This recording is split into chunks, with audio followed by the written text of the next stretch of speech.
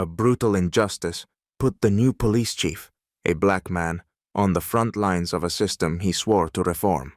Wrongfully detained by his own officers for looking suspicious, he felt firsthand the humiliation and prejudice that thousands of innocent people endure every day. And when his true identity was revealed, his arresting officers were struck with the chilling reality of who they had crossed. What he did next would shock even those who've seen it all. But let's start from the beginning. Marcus Henderson, a 45-year-old black man with a strong and dignified presence, had just stepped into his new role as the city's chief of police.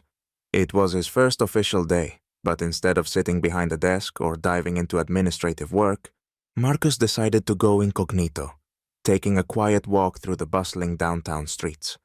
He was dressed casually, blending in without any police insignia or formal attire. This was his way of getting to know the city firsthand, connecting with the people he'd soon be serving, without the barriers his badge might create.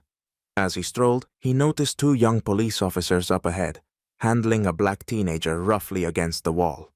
The boy looked barely 16. The officers were loud and forceful, their tone clearly meant to intimidate. Marcus slowed his steps, watching carefully.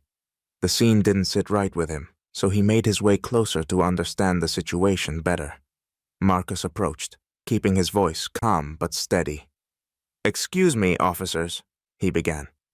"What's going on here? Why are you detaining him?" His tone was polite, concerned, nothing aggressive. Yet the officers immediately tensed, irritated at what they saw as an intrusion. Officer Clayton turned to him with an exasperated look, clearly unhappy with Marcus's interest. "Mind your business!" Clayton snapped, giving Marcus a hard look as though sizing him up. "This doesn't concern you." Marcus took a steady breath, letting the comment roll off. He simply wanted to ensure the young man was being treated fairly. But his interest only seemed to escalate the officer's hostility. Officer Evans, noticing Marcus's calm but questioning gaze, crossed his arms and shot him a smirk. "And who exactly are you?" Evans asked, his tone dripping with suspicion. "What are you doing out here asking questions?" Holding back his frustration, Marcus replied evenly, "I'm just a concerned citizen. This is a public street, and I was wondering if the situation was under control." That answer didn't sit well with the officers.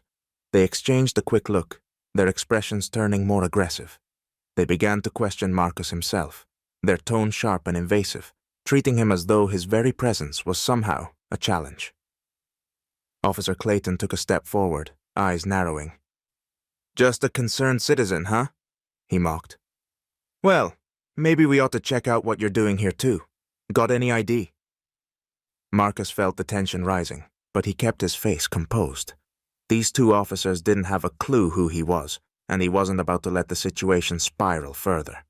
Still, the officers saw only a suspicious black man. They didn't wait for his answer before deciding to show him who's boss. Despite Marcus's attempts to calmly explain that he was merely observing the situation, the officers were having none of it.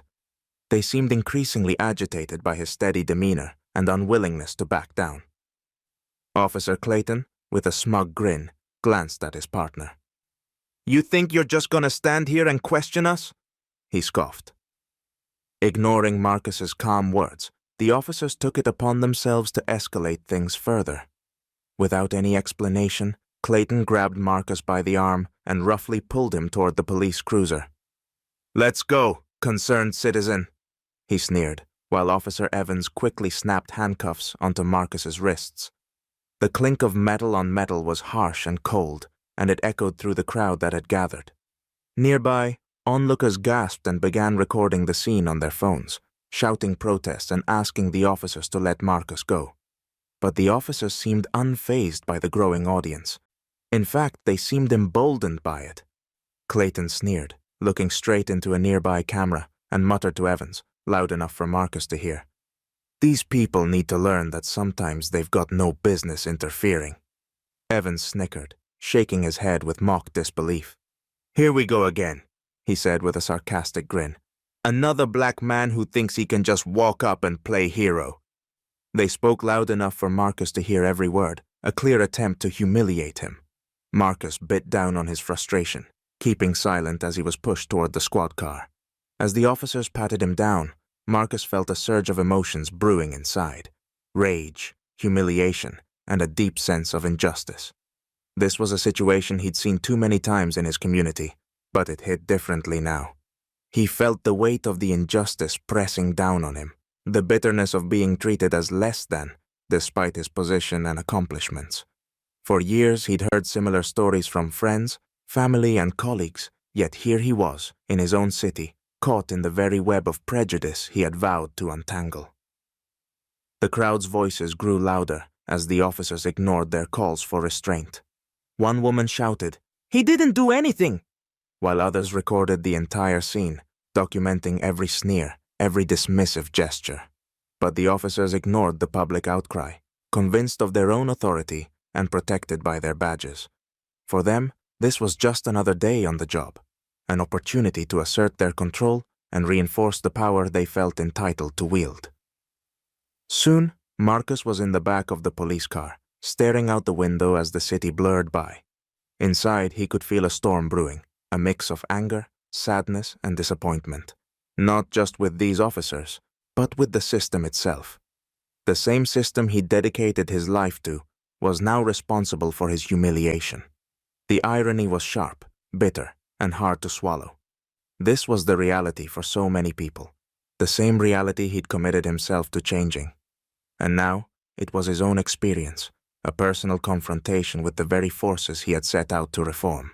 When the officers brought Marcus into the station, they walked him through the precinct with the same arrogant confidence. They didn't even question their decision to arrest him. They had decided he was just another mouthy black guy, and that was enough for them. But as they reached the booking area, Marcus kept his expression calm, though his mind was racing. He knew it was only a matter of time before they discovered the truth, and he was prepared for their reactions. The desk sergeant, Officer Green, glanced up as Marcus was led in. "All right, what's the charge here?" he asked, flipping through his paperwork, barely looking at Marcus. "Obstruction and interfering with police duties," Clayton answered briskly, shrugging. Green frowned slightly, looking at Marcus with a bit more attention. Something about Marcus's demeanor struck him as out of place. It wasn't the look of a typical arrestee. There was a quiet dignity, a calmness that felt almost authoritative. "ID?" Green asked, holding out a hand. Marcus, still holding his composure, quietly handed over his wallet without a word. He let the silence stretch, giving Green the time to piece together the situation on his own. Green flipped open Marcus's wallet, and his eyes landed on the ID card with Marcus's photo, and the words, "Chief of Police, Marcus Henderson," prominently displayed. Green froze, his face draining of color as though he'd just seen a ghost. He looked up at Marcus, then back at the ID, as if his brain was struggling to accept what he was seeing. This was their new boss, the man who now held authority over every officer in this station, including Clayton and Evans. With his hands now visibly shaking, Green handed the ID back to Marcus, swallowing hard before muttering, "Chief Henderson, I didn't know it was you." Marcus didn't respond, merely raising an eyebrow in a silent, expectant gaze that somehow felt even more powerful than words. Green, his face pale with shock, quickly turned to Clayton and Evans, thrusting the ID toward them. "Do you two have any idea who you just brought in?" he hissed, his voice low but full of fury and disbelief. Clayton and Evans looked at each other, confused. Evans grabbed the ID from Green, and as he took in Marcus's title, his smug expression morphed into one of sheer panic. Clayton's face went blank, his mouth slightly open as he stared at Marcus, horror spreading across his face. "Chief Henderson?" Clayton stammered, barely able to process his own words. He knew in an instant what kind of mistake they'd made. Both officers immediately turned to Marcus, their former arrogance replaced with frantic desperation.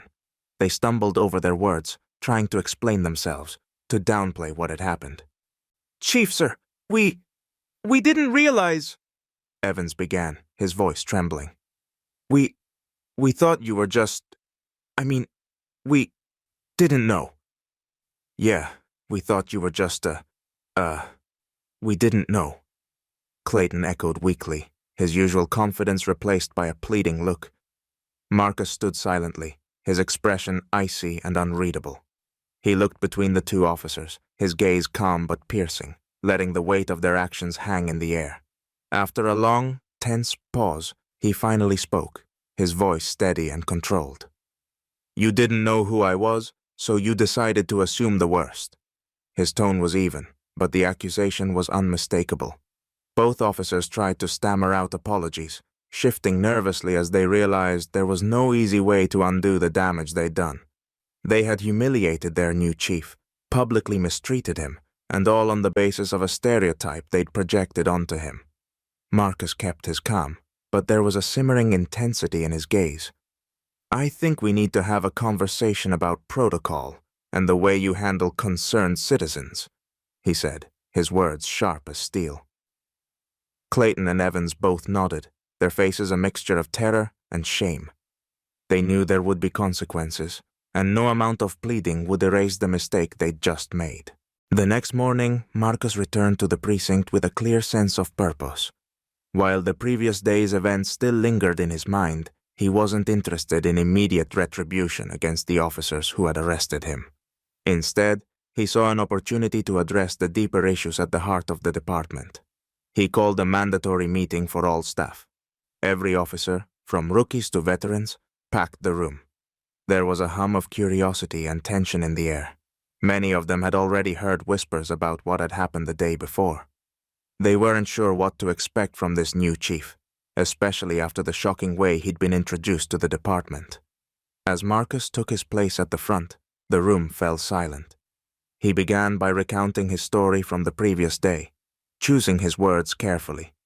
Without naming names or pointing fingers, he painted a vivid picture of what had occurred. His voice was calm but firm, each word landing heavily in the quiet room. He described the public humiliation, the unfair assumptions, and the dismissive attitudes he had faced. But Marcus made it clear that this wasn't just about him. "What happened to me yesterday," he said, "is a small example of what so many black men and women experience every day." Marcus's words hit hard. Some officers shifted uncomfortably in their seats. Others lowered their heads, reflecting on his story.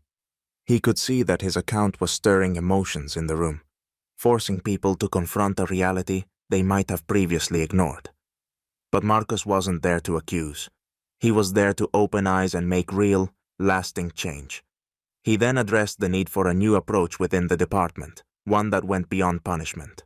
Instead of singling out the officers involved, he proposed a comprehensive program focused on bias training, empathy, and accountability.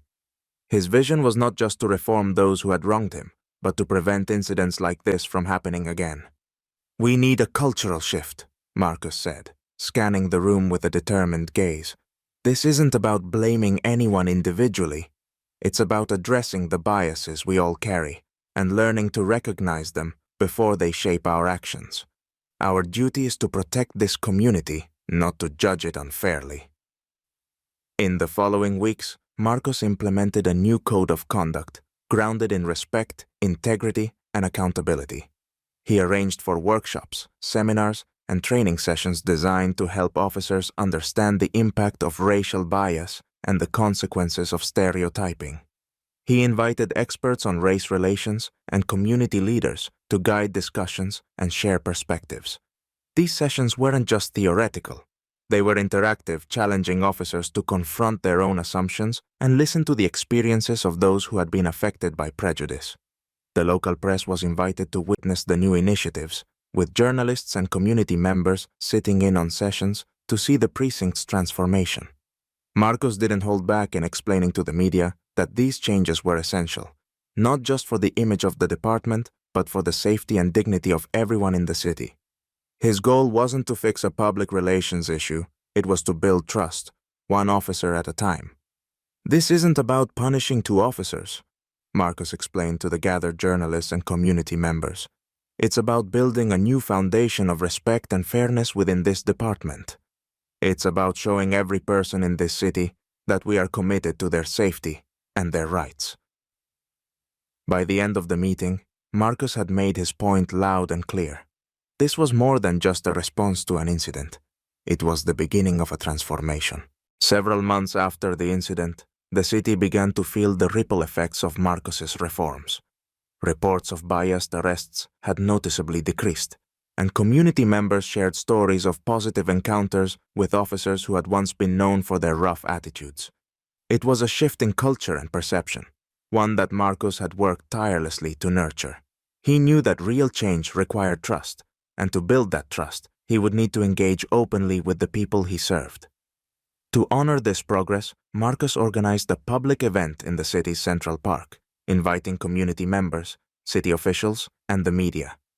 Under the bright afternoon sun, a large crowd gathered, eager to hear from their police chief.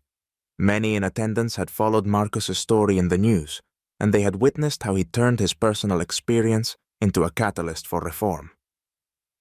Taking the stage, Marcus began by expressing his gratitude for the community's support.